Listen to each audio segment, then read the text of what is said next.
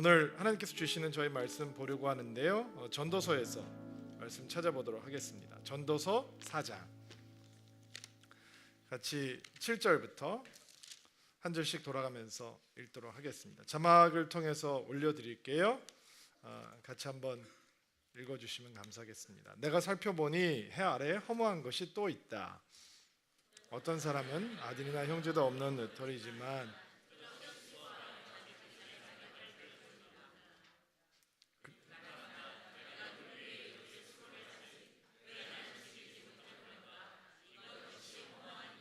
왜냐하면 두 사람이 한 사람보다 나은 것은 두 사람이 힘을 합치면 더 큰 일을 할 수 있기 때문이다.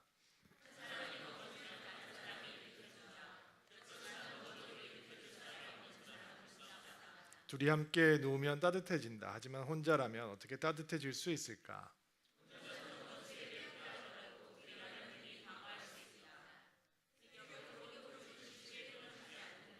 자, 우리 가슴에 손을 얹고 믿음을 고백하고 오늘 하나님 말씀 잠깐 생각하는 시간 갖도록 하겠습니다. 하나님은 나를 사랑하십니다. 나는 그 사랑 안에 있습니다. 하나님은 오늘 나에게 말씀하실 것입니다. 그 말씀에 능력이 있습니다. 그 말씀에 생명이 있습니다. 나의 마음을 하나님께 열겠습니다. 나의 생각을 예수님께 집중하겠습니다. 들은 만큼 변합니다. 들은 만큼 행복해집니다. 오늘 선물 두 번째 시간입니다. 여러분을 위해서 말씀을 넣어드렸고요. 이 말씀 붙들고 한 주 사시길 바라고 끝나고 나가시면서 아니면 예배드리다가 졸리시면 지금 꺼내 드시길 바랍니다. 초콜릿 넣어드렸으니까 맛있게 드시기를 바랍니다. 우리는 관계를 위해서 만들어졌습니다. 하나님께서 우리를 왜 만드셨냐? 하나님과 관계할 수 있도록, 하나님과 릴레이션십을 가질 수 있도록 만드셨습니다. 하나님께서 창조하신 모든 것들 가운데 유일하게 좋지 않다라고 하는 것이 있었는데 사람이 혼자 사는 것을 보고 좋지 않다라고 말씀하셨습니다. 우리는 수직적인 하나님과의 관계를 위해서 만들어진 존재일 뿐만 아니라 서로와 서로를 만나는 수평적인 관계를 위해서 만들어진 존재이기도 합니다. 우리에게 주어진 가장 큰 선물은 관계라고 하는 선물입니다. 그런데 하나님과의 관계도 어렵지만 사람들과의 관계도 사실은 쉽지 않습니다. 미생이라고 하는 드라마가 굉장히 인기를 누렸죠. 끝나서 금요일 날 저녁에 할 일 없어지신 분들이 혹시 있을지 모르겠습니다. 교회 오시면 8시부터 예배 있습니다. 왜 이렇게 사람들이 좋아했을까? 그냥 우리들의 이야기, 평범한 사람들의 이야기, 직장에서 누구나 한 번쯤은 경험을 볼 만한 이야기, 우리가 직장에서 한 번쯤은 만나보았을 것 같은 좀 까다로운 사람들의 이야기 때문이 아닐까라는 생각이 듭니다.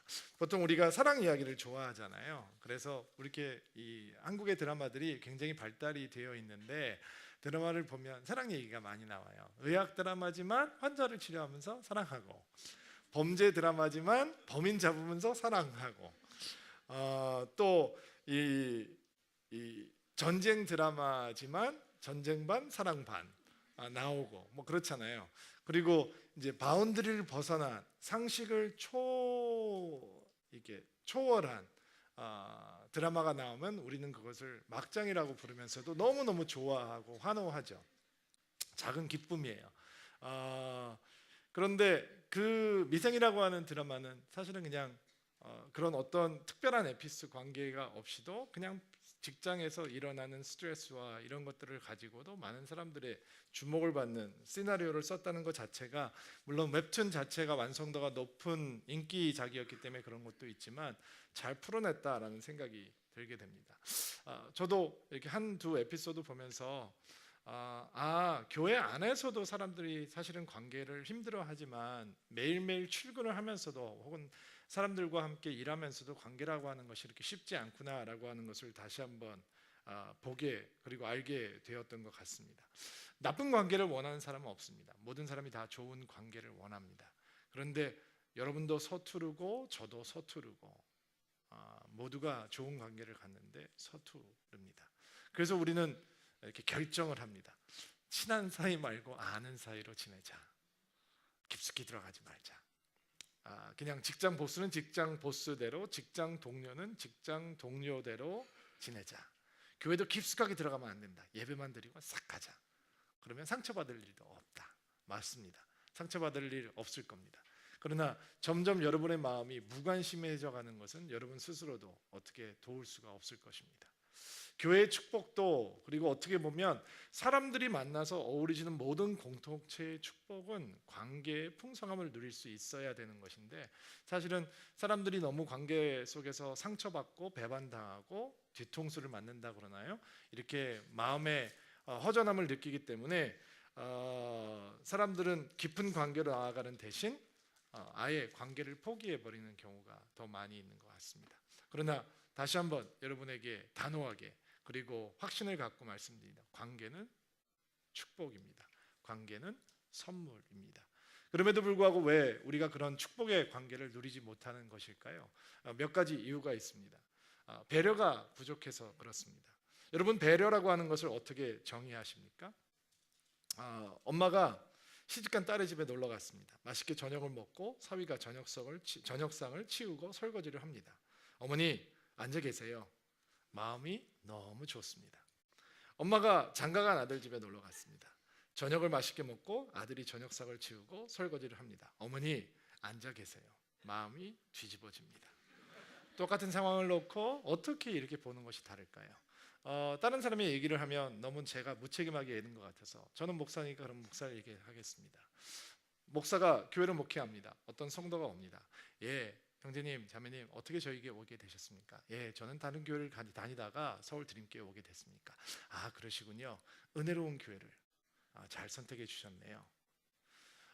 서울 교회 드림교회를 거기 있던 다른 교회를 간다라고 하는 소식을 전해 듣습니다. 왜 똑같은 상황인데 다른 사람들은 자기 교회에서 다른 교회를 향해서 떠나가는 교인들을 향해서는, 그리고 그들을 받아주는 목사님을 향해서는 마음이 거칠어지는 것일까요? 배려라고 하는 것은 무엇일까요? 배려는 공평하게 생각하는 것입니다. 공평하게 생각하는 것. 여러분, 우리는 이렇게 한국이라고 하는 나라가 땅덩어리가 적기 때문에 대부분 아파트, 빌라 뭐 이런 공동 주거 집합체에서 살잖아요. 그러다 보니까 이 소음 문제 때문에 어려움이 생기기도 하죠. 특별히 아이들이 어리면 쿵쿵쿵쿵 뛰는 게, 아이들이 세게 뛰어다니지 않아도 사실은 울리고 있는 게 이 앞집, 옆집, 뭐 아래 윗집에 굉장히 스트레스를 받죠. 저희 막내가 어렸을 때 그 조그만 애가 뛰면 얼마나 뛰겠어요. 15kg인데 뛰면 얼마나 뛰겠어요. 우리 저처럼 큰 사람도 아니고. 그런데도 아래집에 사시는 분이, 목사님, 너무 애가 뛰어서요. 남자애도 아니고 여자아이인데 그래서 너무 죄송합니다라고 인사를 하면서, 사실은 저는 그때 대수롭지 않게 여겼습니다. 근데 저희 집 위층에 나이든 분이 사시다가 이사를 싹 나가시고 애가 이사를 왔습니다. 한 3살, 4살짜리 애입니다. 그런데 집이 흔들리기 시작한 거예요. 퇴근하고 집에 가서 평화롭게 앉아 있어야 되는데 쿵쿵거리기 시작하고, 이게 뭐 뉴스를 듣는데 집중이 안 될 정도로, 공부를 하는데 책을 집중 안 될 정도로. 제가 다시 한번 여러분에게 3살짜리, 4살짜리 정도 애밖에 안 됩니다. 어른이 뛰는 소리가 아니고요. 제가 보니까 아이가 뛰는 소리입니다. 소파에서 이 바닥으로 뛰어내리며 왔다 갔다, 그냥 full of life, 삶으로 충만해서 왔다 갔다 하는 것이죠. 그리고 저희 아내가 저보다 인내심이 조금 부족한 사람이기 때문에 이렇게 얘기를 하더라고. 뭐 위에 가서 올라가서 한번 얘기를 해야 되는 거 아닐까? 그러지 마. 우리도 얼마 전까지 그랬는데 그러지 마. 아마 우리도 똑같을 거야. 그랬더니 제가 없는 사이에 한번 올라갔다 왔더라고요. 그리고 그 분이, 남편분이 외국분이신데 저희 아내도 이런 얘기를 하는 거예요. 요즘도 많이 시끄럽나요? 저희가 정말로 주의하고 있습니다. 그리고 저희 애들이 뛸 때 옛날에는 이렇게 썼습니다. 뭐 애들이 좀 뛸 수도 있지. 그런데 저희가 위층에서 있는 분들에게 조금만 조용히 해주실 수 있습니까? 라고 물어본 다음부터는 우리 애한테 공평하게 대하게 됩니다. 너 그러면 아래층 아저씨가 힘들어하셔. 여러분, 배려라고 하는 것은 공평하게 생각하는 것입니다. 또 우리가 공동체라고 하는, 관계라고 하는 것을 놓치는 이유는 배려가 부족해서 그런 것도 있지만 편견 때문에 관계가 힘들어지는 것도 있습니다. 편견이라고 하는 것은 진짜 그 사람의 모습을 보기를 거부하는 것입니다. 겉만 본다는 것이죠. 여호사 목사가 깐깐해. 겉만 보면 그렇게 얘기하는 겁니다. 목사님 만만하지 않아. 겉만 보면 그런 겁니다. 제가 구멍이 숭숭 뚫린 완전 두부입니다. 순두부. 근데 겉만 보면 편견에 사로잡히면 그 사람 만만치 않을 거다라고 생각을 하는 거죠. 이런 말이 있습니다. 예쁜 학생이 장학금을 따면 팔방미인이라고 얘기하고, 좀 겸손하게 생긴 학생이 장학금을 따면 독종이라고 얘기를 합니다. 이게 편견입니다. 너는 공부도 잘하는구나, 너는 공부도 못하는구나. 이게 편견에 사로잡힌 사람들의 말입니다.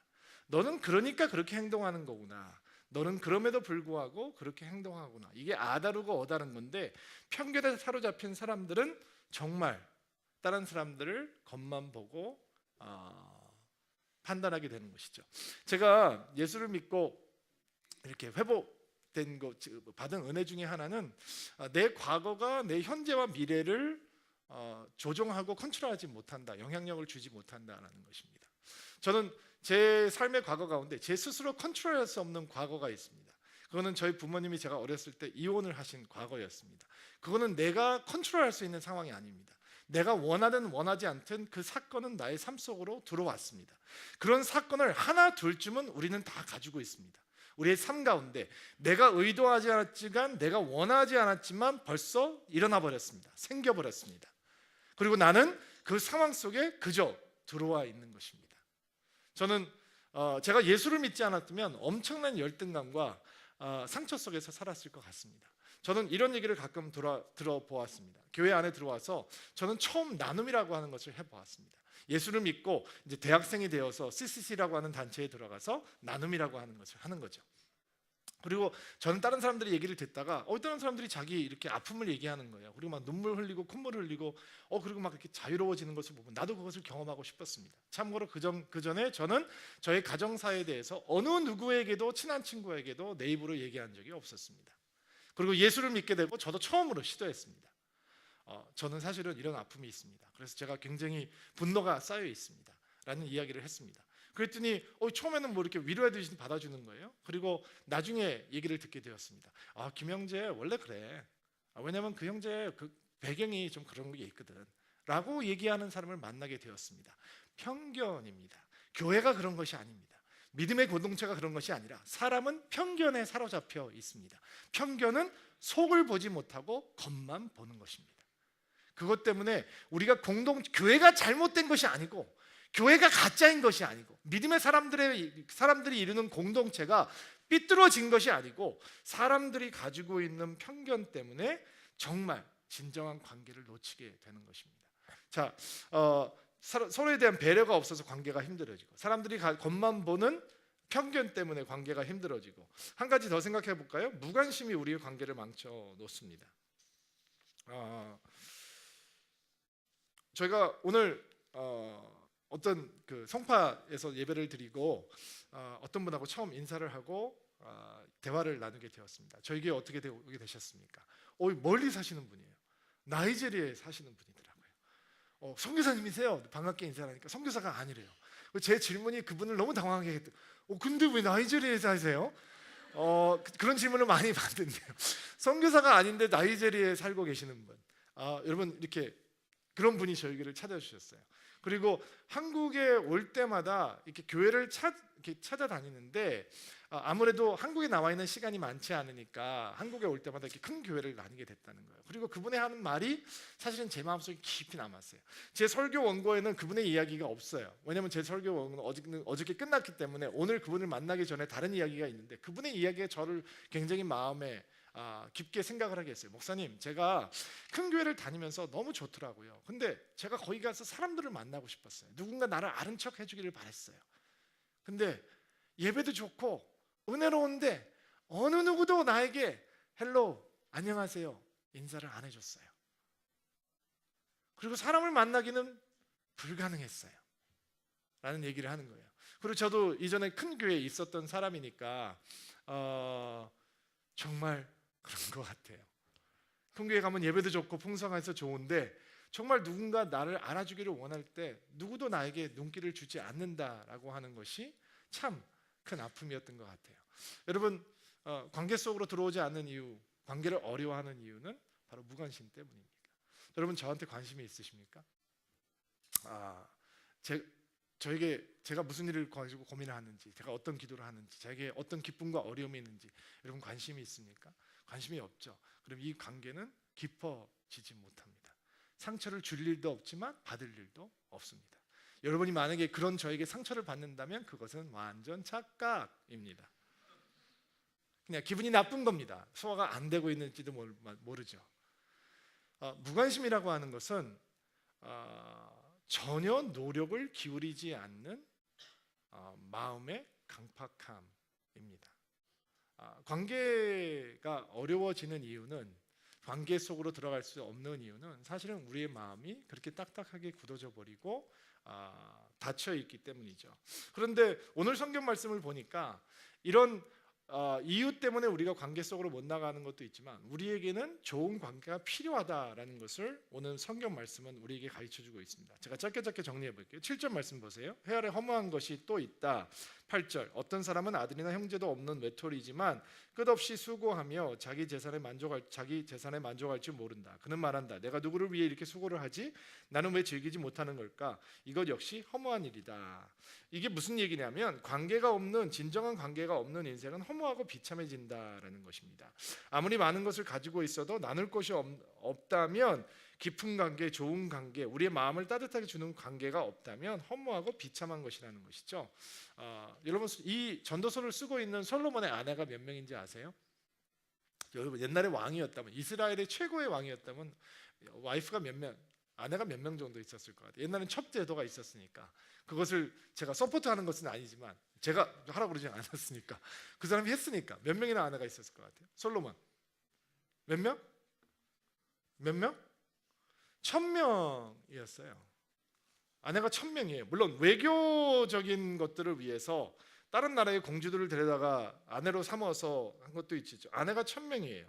정략적인 결혼도 많이 했음에도 불구하고 많은 자식이 있었을 것이고 주변에 수많은 사람들이 있었을 것이고, 그리고 솔로몬은 이스라엘의 왕 중에 가장 부유한 왕이었어요. 그런데 허무하대요. 그것을 나눌 사람이 없는 것이 허무하다라고 얘기하죠. 9절 말씀 보세요. 두 사람이 한 사람보다 나은 것은 두 사람이 힘을 합치면 더 큰 일을 할 수 있기 때문이다. 좋은 관계가 우리에게 필요한 이유는 그 좋은 관계가 가져다주는 풍성한 결과가 있기 때문이에요. 왜 혼자보다 둘이 좋은가? 왜 셋이 좋은가? 더 좋은 풍성한 결과가 있기 때문이에요. 저희 교회는 팀워크를 굉장히 중요하게 생각하는 교회예요. 그리고 오직하면은 담임 목사가 둘이겠어요? 보통 저희 부서에는 이렇게 뭐 유치부, 유아부, 초년부 이런 소년부 이런 부서가 있잖아요. 저희 교회는 한 전도사님에게 한 부서를 맡기지 않아요. 3명에게 여러 부서를 맡겨요. 그러니까 팀으로 함께 유치부를 맡는 거예요. 그리고 저희는 그것이 훨씬 더 유익하다라고 생각해요. 저는 뭐든지 팀으로 일하는 것을 굉장히 중요하게 생각해요. 개인적인 탁월함보다는 팀이 이루는 탁월함이 훨씬 더 유익하다라고 생각해요. 저희는 설교도 팀으로 설교 제목도 팀으로, 설교 준비도 팀으로 하는 것이 훨씬 더 유익하다라고 생각해요. 물론 그것이 더 힘들어요. 그러나 그것들이 합칠 때 하나 더하기 하나가 2가 되는 것이 아니라 하나 더하기 하나와 하나가 10이 되고 20이 되고 30이 됐다라고 하는 것이 저희가 믿고 있는 영적 멀티플리케이션, 곱하기의 법칙인 거죠. 자, 관계가 왜 중요하냐? 좋은 관계가 가져다주는 풍성한 결과가 있기 때문이에요. 팀워크가 좋은 팀에서 들어가서 일을 해서 내는 결과와 팀워크가 나쁜 곳에 가서 일을 해서 내는 결과는 분명히 다른 거예요. 또 10절 말씀 잠깐 볼까요? 한 사람이 넘어지면 다른 사람이 일으켜준다. 그렇지만 넘어져도 일으켜줄 사람이 없는 사람은 불쌍하다. 위기의 순간 도움을 받을 수 있기 때문에 우리에게는 좋은 관계가 필요하다는 거죠. 11절 말씀 볼까요? 둘이 누우면 함께 따뜻해진다. 하지만 혼자라면 어떻게 따뜻해질까? 외로움을 견딜 수 있기 때문에 우리에게는 좋은 관계가 필요하다는 거죠. 외톨박이는 없다는 거예요. 외로운 사람으로 사는 것은 영성이 아니라 믿음도 아니라는 것이죠. 사람은 사람으로 말미암아서 위로받아야 되는 외로움의 자리가 있다라는 것이죠. 12절 말씀 혼자서는 원수에게 패하더라도 둘이라면 능히 방어할 수 있다. 세계보를 꼰줄은 쉽게 끊어지지 않는다. 실패를 모면할 수 있다라고 하는 것이 또 좋은 관계의 축복이죠. 자, 보세요. 좋은 관계가 없는 인생은 허무하고 비참하다. 좋은 관계가 주는 풍성한 결과가 있다. 위기의 순간 도움을 얻을 수 있다. 외로움을 견딜 수 있다. 실패를 모면할 수 있다. 이것이 좋은 관계의 축복이에요. 그렇다면 자, 이제 어떻게 이 좋은 관계를 얻을 수 있을 것이냐? 하나님께서 주신 관계라고 하는 풍성한 선물을 어떻게 누릴 수 있을 것이냐? 여러분의 관계 안녕하십니까? 여러분 내일 출근하시죠? 그러면 사람들이 여러분을 보면 에버랜드처럼 인사해 줄 것 같아요? 아니면 여러분이 멀리 떨어져 있는데 눈이 안 마주치면 살짝 여러분을 피해가는 대상이 될 수도 있을지 모르죠? 여러분 이런 얘기 혹시 들어보신 적 있나요? 음식에 비유해서 당신을 한번 설명해 보십시오. 저는 사람들을 처음 만나고 스몰 그룹을 하면 그런 요구를 많이 합니다. 그러면 사람들이 굉장히 싫어해요. 나는 그냥 김여수아입니다. 반갑습니다. 이렇게 인사하면 끝나는데 음식에 비유해서 당신을 설명하라 라고 하면 굉장히 힘들어요. 저는 된장찌개입니다. 어제나 오늘이나 똑같은 저는 쌀밥과 같습니다. 먹어도 질리지 않는 이런 얘기하는 것 자체가 힘들잖아요. 저는 옛날에 그런 훈련을 받아봤기 때문에 저는 저를 설명할 때 이렇게 얘기해요. 예, 저는 김여수아입니다. 저는 박하사탕과 같은 존재입니다. 괜찮죠? 써먹으세요. 박하사탕과 같은 존재입니다. 저는 시원하게 합니다. 근데 어느 날 제가 이렇게 나름 저하고 친하게 생각하는 분인데 분명히 저를 본 거로 제가 파악이 됐는데 모른 척하고 딴 데로 가버리는 거예요. 제가 이런 소심하니까 제가 소심한 B형이거든요. 이런 생각이 들기 시작했어요. 내가 저 사람에게 뭔가 실수한 게 있나? 왜 그러지? 왜 나는 저분 좋아하는데 왜 저 나를 이렇게 대하지? 라는 생각이 들기 시작하더라고요. 그리고 이렇게 생각을 했어요. 못 본 걸로 생각하자. 못 본 걸로 생각하자. 그리고 자, 오늘 드림플러스에서 알려드리는 관계의 법칙. 관계가 여러분의 삶을 움직이는 좋은 에너지가 될 수 있는 하나님의 지혜. 4가지로 오늘 정리해서 알려드릴게요. 첫 번째, 마태복음 7장 12절 말씀 한번 읽어주시겠어요? 시작.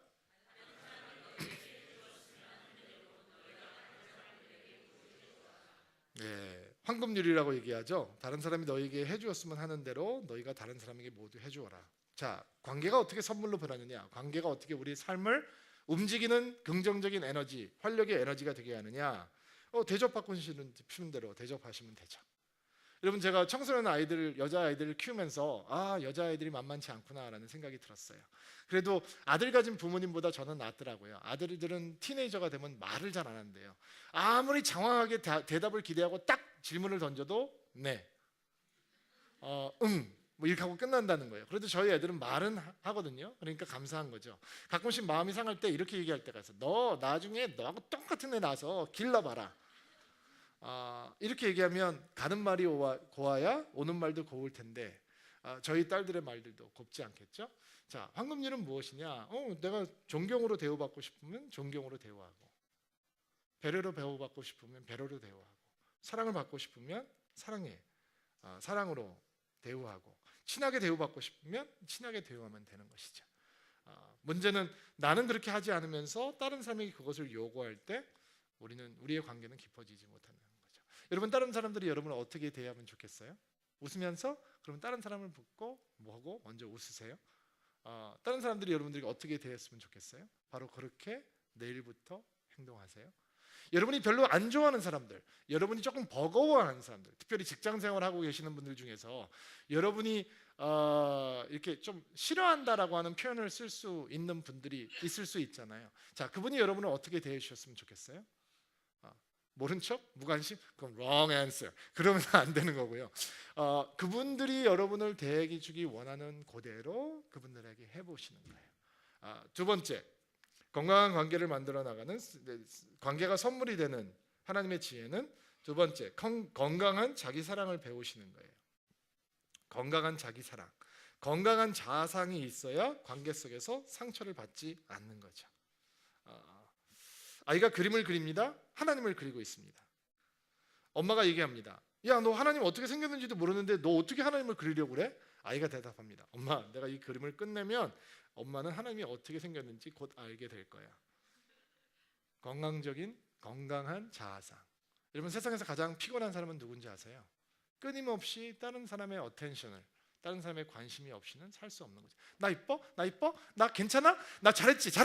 이렇게 끊임없이 나 예뻐졌어? 나 멋있어졌어? 나 오늘 어때? 내 머리 괜찮아? 너 화장 잘 먹었지? 피부 요새 완전 장난 아니지? 계속 끊임없이 얘기하는, 내가 더 이뻐, 내 친구가 더 이뻐, 내가 더 젊어 보여. 그러면 남자들은 결혼하기 전까지는 센스가 있는데 결혼을 하면 센스라고 하는 이 6번째 감각이 결혼하면 죽어요.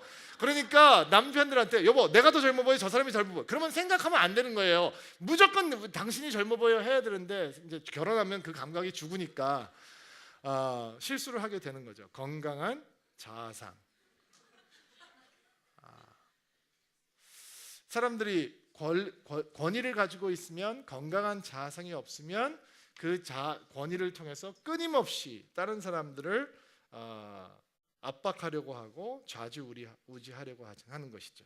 여러분, 좋은 관계, 우리에게 선물이 되는 축복의 관계는 어떻게 출발하는 거냐면요, 내가 나를 하나님의 눈으로 바라보는 거예요. 그리고 여러분은 존귀해요. 여러분이 어떻게 살고 있든 것과 상관없이 이미 하나님에게 존귀해요. 이게 아멘을 안 하세요? 이상한. 존귀해요. 왜 존귀하냐면 하나님이 여러분을 위해서 목숨을 버리실 것만큼 여러분은 존귀한 존재예요. 그러니까 그 존귀한 눈으로 나를 보는 거예요. 한번 따라해 보세요. 나는 문제 있는 사람이다. 거기에서 끝나면 마귀의 소리를 듣고 사는 거예요. 자, 문제 있는 거 인정해요. 그러나 하나님께서는 어떻게 말씀하시느냐? 따라해 보세요. 그래도 나 괜찮은 사람이다. 다시, 그래도 나 존귀한 사람이다. 그럼에도 불구하고 내가 존귀하다라고 하는 것을 마음속으로 보기 시작할 때 건강한 자아상이 만들어지기 시작하는 것이죠. 자, 황금률, 내가 대우받고 싶은 대로 대우한다.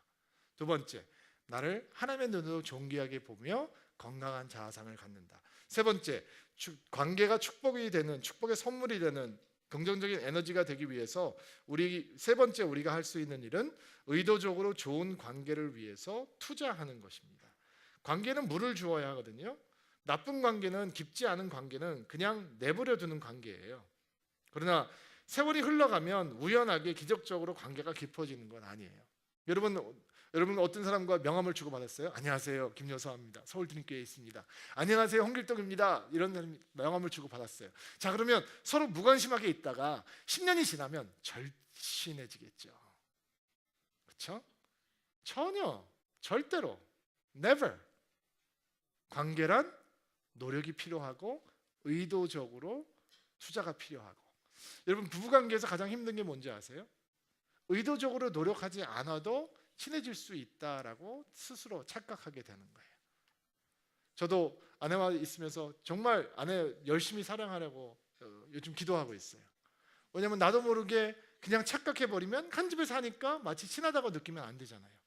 저희 아내가 끊임없이 저를 리마인드 해줘요. 저는 축복이에요. 그것이 제 뼛속까지 들어오기 시작했어요. 얼마나 감사한지 몰라요. 여러분, 하나님과의 관계도 그렇지만 사람과의 관계도 좋은 관계를 원한다면 투자하기 시작하셔야 되는 것이죠. 문자 하세요? 크크 말고 좀 의미 있는 문자. 이모티콘 빵빵 날리는 거 아니고 뭔가 가슴과 가슴이 통할 수 있는 의도적인 문자들, 이메일들, 카드들, 손편지들, 그리고 이런 노력하는 투자가 있어야 그 관계가 깊어진다는 것입니다. 여러분, 좋은 관계를 갖고 싶습니까? 그러면 떼거지로 몰려다니지 마시고 1대1로 만나셔야 합니다. 그 부장님과 친해지고 싶습니까? 그 대리님과 친해지고 싶습니까? 그 부하 직원이 여러분의 손에 딱 들어오고 여러분의 마음을 얻어갔으면 좋겠습니까? 1대1로 만나서 눈을 마주치고 쓸데없는 다른 사람의 얘기를 하지 않고 그 사람과 대화를 하시는 노력이 필요한 것입니다. 당신에게 무슨 고민이 있어요? 무슨 요새 어려움이 있어요? 저는 예수 믿는 사람인데 제가 기도할 때 혹시 어떤 거를 기억하면서 기도하면 좋겠어요? 그 사람들은 당황하기 시작할 겁니다. 교회를 안 다닌다면. 그러나 그분이 교회를 다니고 있다면 더 당황할 겁니다. 그렇게 대화하는 사람들이 없으니까. 만나서 쓸데없는 얘기 한참 늘어놓고 나면 그것이 마치 친밀해진 거라고 사람들이 오해하기 때문에 적어도 조금은 영혼과 영혼이 통하는 대화를, 마음과 마음이 섞이는 대화가 이루어야 되지 않겠습니까? 자, 투자해야 된다. 의도적으로 영혼이 통하는. 마지막입니다. 여러분께서 관계라고 하는 선물을 온전히 누리실 수 있기 위해서는 네 번째, 용서라고 하는 하나님의 지우개를 가지고 계셔야 됩니다. 모든 관계에는 갈등이 생깁니다. 마음이 상하게 된다는 것입니다. 여러분과 제가 우정을 갖고 살아간다면 언젠가 여러분은 저 때문에, 또 저는 여러분 때문에 마음이 상하게 될 줄 모릅니다. 괜찮습니다. 당연한 것입니다. 그러면 문제가 생길 때마다 새로운 관계를 찾아 헤매야 한다면 우리는 친구도 매달 새로 바꿔야 할 것이고 아내도 남편도 어쩌면 매달 새로 바꿔야 될지 모릅니다. 그러나 관계가 깊어지고 관계가 축복이 되는 것은 실수가 없는 게 아니고요. 실수를 메꾸어 줄 수 있는, 지워버릴 수 있는 용서라고 있는 하나님의 지우개가 필요한 것입니다. 한번 따라해 보실래요? 그럴 수도 있지. 네, 그럴 수도 있지. 그것이 용서라고 하는 하나님의 지우개입니다.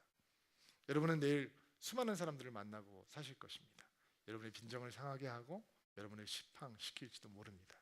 여러분이 굉장히 신뢰했던 사람이 여러분을 마음에 아프게 할 수도 있습니다. 그리고 그것은 어떻게 보면 깊은 흔적을 남길지도 모릅니다. 그러나 오늘 이 설교를 들으셨으니까 내일은 이렇게 고백하실 수 있어야 됩니다. 그럴 수도 있지. 나도 누군가에게 그렇습니다. 그들이 우리를 향해서 용서라고 하는 지우개를 쓰지 않는다면 우리는 어느 누구의 친구도, 남편도, 아내도, 성도도, 목사도 될 수 없을 것입니다. 그럴 수도 있지. 그리고 그것을 지워가면서 우리는 하나님께서 주신 축복이라고 하는 관계 속으로 들어가게 되는 것입니다. 여러분의 삶이 세상을 움직이는 에너지, 하나님께서 주신 관계라고 하는 축복을 풍성하게 누릴 수 있는 인생이 되기를 주의 이름으로 축복합니다. 오랫동안 앉아 계시는데 한번 일어나시겠어요? 오늘 그래도 크리스마스 주일인데 목사님 고요한 밤 거룩한 밤이라도 한번 불러야 되는 분위기인데 네. 크리스마스 교회에서 예배드리시면서 행복한 시간 보내시기 바라고 이번 한 주간도 주의 인도하심이 여러분과 함께 하시기를 바랍니다. 같이 한번 기도하겠습니다. 하나님, 주의 오심을 기뻐합니다. 그리고 우리에게 주신 관계라고 하는 우리를 움직이는 하나님의 에너지 감사함으로 아멘으로 받았습니다. 오늘 받은 말씀대로 우리가 대우받고 싶은 대로 서로를 대할 수 있도록 도와주시고 하나님께서 주신 용서라고 하는 에너지, 용서라고 하는 지우개를 우리의 삶 가운데 늘 사용하며 더 깊은 관계로, 더 풍성한 관계로 나아갈 수 있는 드림인들 될 수 있도록 은혜를 베풀어 주시옵소서. 예수님의 이름으로 기도하옵나이다.